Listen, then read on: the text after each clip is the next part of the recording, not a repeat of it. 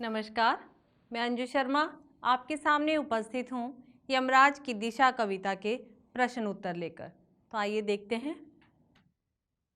कवि को दक्षिण दिशा पहचानने में कभी मुश्किल क्यों नहीं हुई? क्योंकि कवि की माँ ने बचपन में कवि से कहा था कि दक्षिण दिशा की तरफ पैर करके कभी मत सोना, क्योंकि वो यमराज की दिशा है, मृत्यु के देवता यमराज की दिशा है और उन्हें गुस्सा दिलाना अच्छी बात नहीं है। उस दिन के बाद से कवि जहाँ भी गया कभी भी उसे दक्षिण दिशा पहचानने में मुश्किल नहीं हुई। अगला प्रश्न, कवि ने ऐसा क्यों कहा कि दक्षिण को लांघ लेना संभव नहीं था? ऐसा इसलिए कहा था क्योंकि दिशा को पार करना, लांघना यानी पार करना, दिशा को पार करना आसान काम नहीं है। क्यों नहीं है आसान, संभव क्यों नहीं है? क्योंकि दिशा का कभी भी कोई छोर नहीं होता, कोई किनारा नहीं होता। लांघा उस चीज को जाता है, उस जगह को जाता है जिसका कोई किनारा हो। अब दिशा का तो कोई किनारा ही नहीं है। कवि ने ऐसा इसलिए कहा क्योंकि दिशा का कभी कोई किनारा नहीं होता, किसी भी दिशा को पार करना संभव ही नहीं है।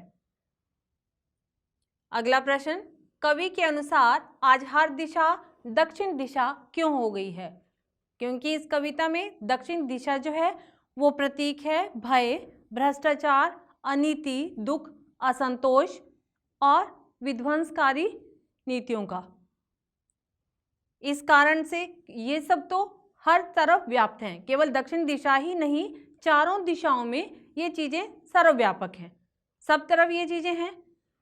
तो हर दिशा दक्षिण दिशा है।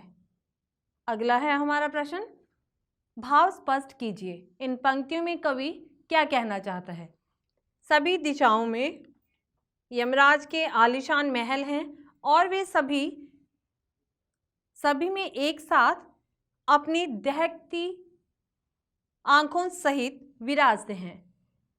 दहकती आंखों सहित यानी अंगारे बरसाती आंखें, गुस्से से भरी हुई आंखें। तो इनमें कवि का कहना है सभी दिशाओं में यमराज के आलीशान महल हैं, चारों दिशाओं में यमराज के बड़े बड़े शानो शौकत से भरे महल हैं और उन सभी महलों में, चारों दिशाओं में सभी महलों में यमराज अपनी अंगारे बरसाती हुई आंखों से देख रहे हैं।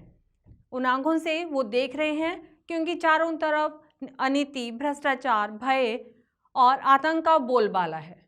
इसी के साथ हमारी इस कविता के प्रश्न उत्तर समाप्त होते हैं। मिलेंगे हमारी नई वीडियो में, तब तक के लिए नमस्कार।